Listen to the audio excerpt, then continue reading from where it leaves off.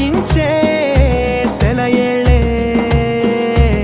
పూల చెట్టుకి ఉందో భాష, అలల మిట్టుకి ఉందో భాష, అర్థమవ్వని వాళ్ళే లేరే అందం మాట్లాడే భాష. పలకరింపే పులకరింపై పిలుపునిస్తే పరవశించడమే మనసుకి తెలిసిన భాష. మమతలు పంచే